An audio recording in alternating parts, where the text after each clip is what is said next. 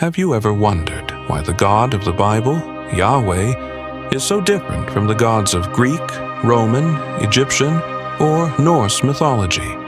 On the surface, they all deal with creation, power, morality, and worship.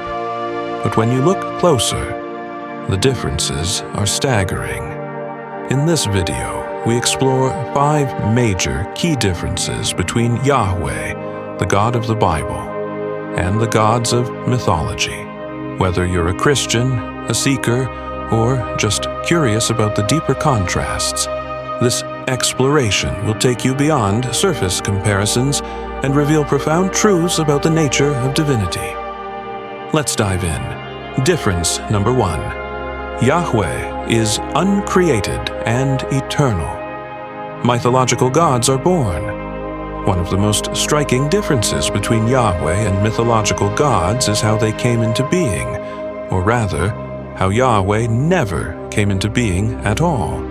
In the Bible, Yahweh is presented as eternal, uncreated, and self-existent.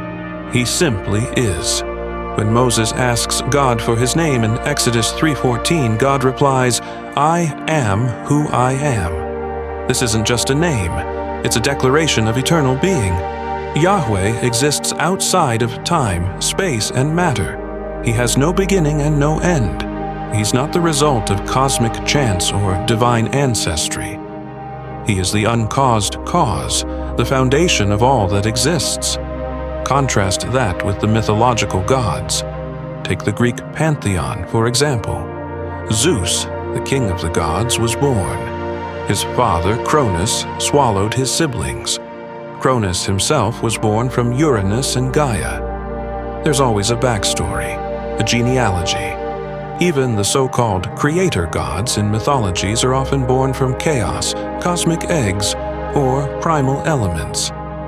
In Egyptian mythology, the sun god Ra emerged from a lotus flower that rose from the waters of Nun. In Norse mythology, the first gods appeared after the collision of fire and ice in the primordial void of Ginnungagap. In every case, these gods are products of creation, not the source of it. This alone creates a fundamental difference. Yahweh is the creator of time.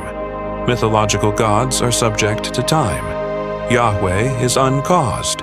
Mythological gods are caused. Yahweh sustains all things. Mythological gods rely on the universe or other gods to come into existence. It's not just a theological distinction. It's a philosophical one. A being that is uncreated must exist necessarily. A being that is created is contingent. Yahweh is necessary. The mythological gods are optional, even replaceable. Difference number 2. Yahweh is morally perfect. Mythological gods are morally flawed. The second major difference is in moral nature. Yahweh is described in Scripture as holy, just, righteous, merciful, and loving. His moral character is perfect. He does not lie, he does not change, he does not sin. Deuteronomy 32:4 says, "He is the rock, his works are perfect, and all his ways are just." A faithful God who does no wrong, upright and just is He. But mythological gods, they lie, they cheat, they commit adultery, they murder, they rage. In many ways, they act like superpowered humans with divine tantrums. Zeus is notorious for his many affairs and his manipulations. Hera is vengeful and petty. Poseidon is wrathful. Ares thrives on chaos and war. Even in Egyptian and Norse myths, we see the same pattern. Gods who are jealous, cruel, deceitful, and self-serving. Their stories are entertaining, but they don't inspire moral transformation. Yahweh, on the other hand, calls his people to holiness because He is holy. He doesn't just wield power, He is the standard of goodness itself. His commandments reflect His character. And He doesn't exempt Himself from moral scrutiny, because He is the moral lawgiver. When Yahweh brings judgment, it's not out of spite, it's out of justice. When he shows mercy, it's not weakness, it's grace. In mythology, gods often punish out of personal offense or whim. In Scripture, God judges sin as a righteous response to rebellion against holiness. This moral perfection is what allows Yahweh to define right and wrong. He doesn't evolve in his ethics. He doesn't learn or grow. He is the source of moral truth, not a participant in moral chaos. Difference number 3. Yahweh is omnipotent and sovereign. Mythological gods have limited power. Third, Yahweh is all-powerful and sovereign over all creation. In Genesis 1, God speaks the universe into existence.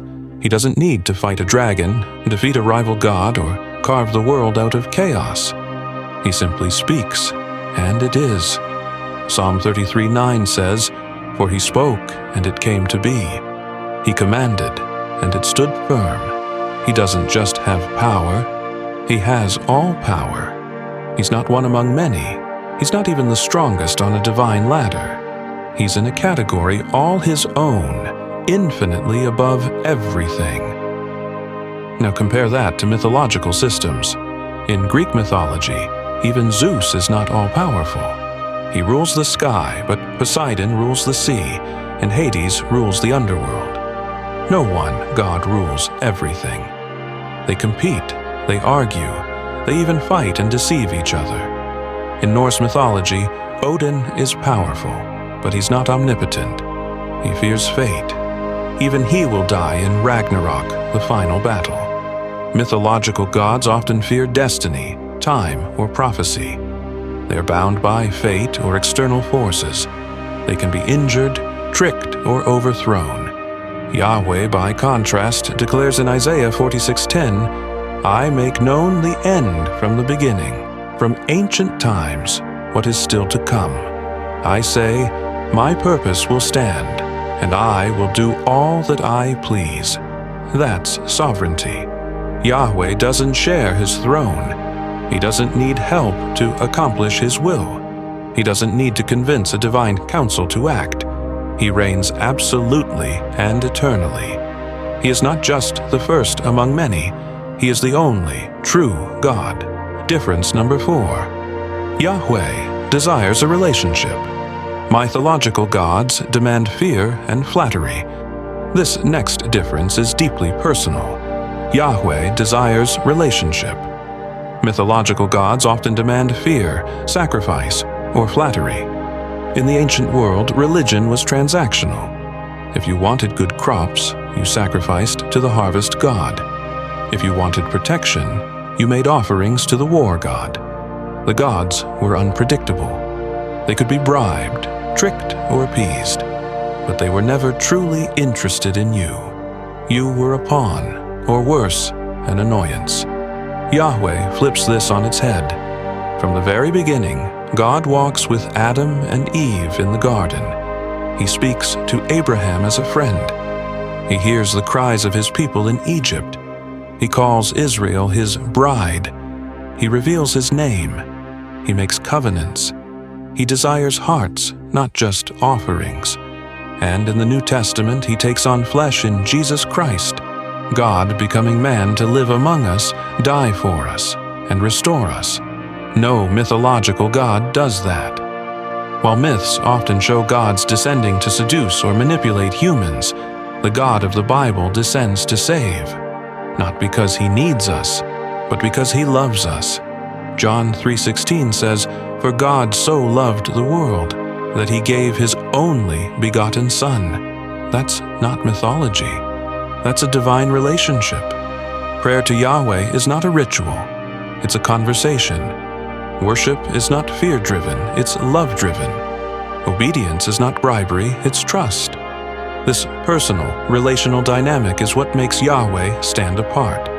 He is not a distant force. He is a present Father. Difference number 5. Yahweh's story is rooted in history. Mythological gods exist in fantasy. Finally, one of the most overlooked differences is this: Yahweh's story is grounded in history. Mythological gods exist in legends, symbolic tales, or imagined timelines. The Bible doesn't begin with once upon a time. It begins with in the beginning, and then proceeds with names, places, genealogies, dates, empires, and events.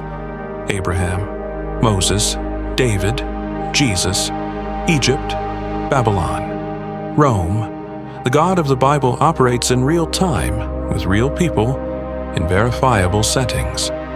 Archaeology, manuscripts, historical texts, and global influence all attest to the historical framework of the biblical narrative. In contrast, mythological stories are detached from history. They belong to the realm of allegory, fables, or sacred fiction. They may contain wisdom, but they don't claim to be literal history. No historian is trying to trace the real city of Olympus or prove the literal battles of Asgard. But people do dig to find Jericho. Scholars debate the Exodus. Historians explore the Roman crucifixion of Jesus, because the God of the Bible has entered into human history. This has massive implications. It means God isn't just a concept. He's a real being who acts within time and space. His promises have a timeline. His prophecies intersect with kingdoms. His resurrection was a real event, not a symbolic one. The resurrection of Jesus, Yahweh in the flesh, is not just a theological claim. It's a historical one, backed by eyewitnesses, early manuscripts, and transformation of the world.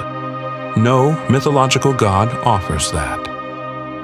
Conclusion. So, what have we seen? Yahweh is uncreated. Mythological gods are born. Yahweh is morally perfect. Mythological gods are flawed. Yahweh is sovereign and omnipotent. Mythological gods are limited and divided. Yahweh seeks relationship.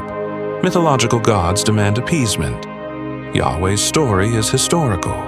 Mythological gods live in fantasy.